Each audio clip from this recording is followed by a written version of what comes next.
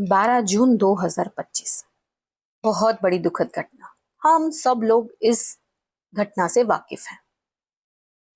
बहुत सारे videos social media पे आपने देखा होगा कि वो लोग रीजन ढूंढ रहे हैं, एस्ट्रोलॉजिकल रीजन ढूंढ रहे हैं, टेक्निकल रीजन ढूंढ रहे हैं, साइंटिफिक रीजन ढूंढ रहे हैं, बहुत सारे रीजंस ढूंढ रहे हैं। मंगल और केतु की युति थी, मंगल और केतु सिंह राशि में थे, इसलिए ये हुआ, ये सारी चीजें।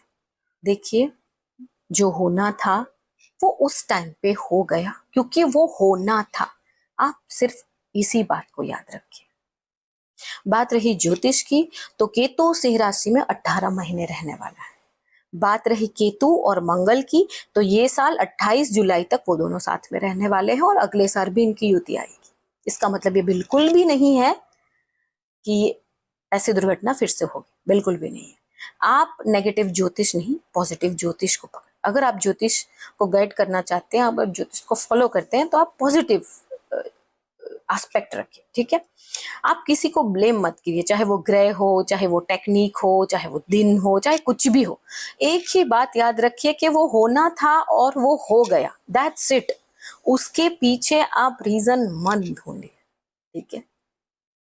और मैं हमेशा मेरे कंसल्टेशन में, मेरे जो मैं पढ़ाती हूँ उसमें एक बार जरूर कहती हूँ कि यहाँ पे सिर्फ एक ही चीज है जो निश्चित है, और वो है मृत्यु।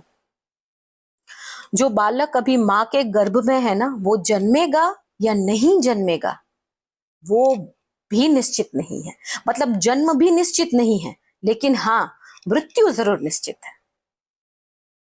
तो ये बात तय है कि सबकी मृत्यु होने वाली है, मेरी भी, आपकी, सबकी, उसके समय पे वो तय है। अब उसके लिए हम किसी को ब्लेम करें, किसी के कारण ढूंढे, इसका कोई मतलब नहीं है। एक ऐसी शक्ति जो पूरे ब्रह्मांड को चलाती है, उसने हमें ये संकेत दिया है कि आपकी बारी भी कभी भी आएगी, जो ऑलरेडी तय है। तो आपको क्या करना है, कैसे जीवन जीना है, उसके ऊपर फोकस कीजिए।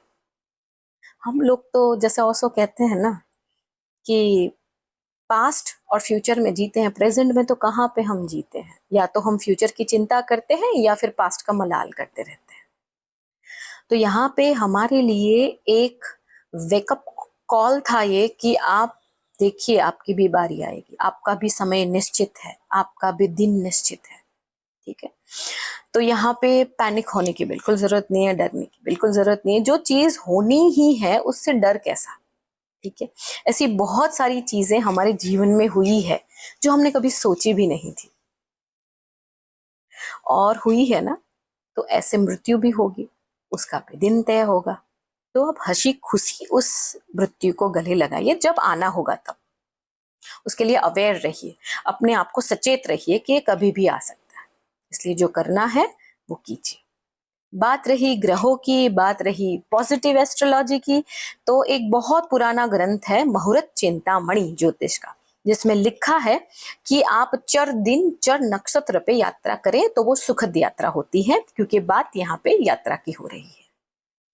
तो चर, चंचल और अस्थिर नक्षत्र और दिन सब एक ही है।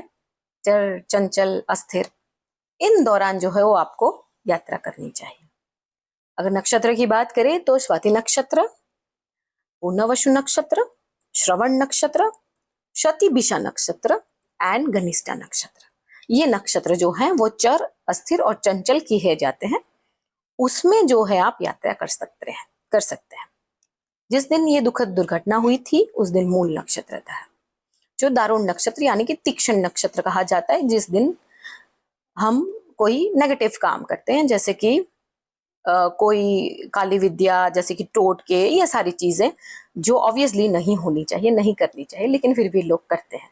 तो ये जो नक्षत्र था वो उस काम के लिए था जो एक नेगेटिव काम करता है, इसलिए इसको दारुण या तीक्ष्ण नक्षत्र कहा जाता है।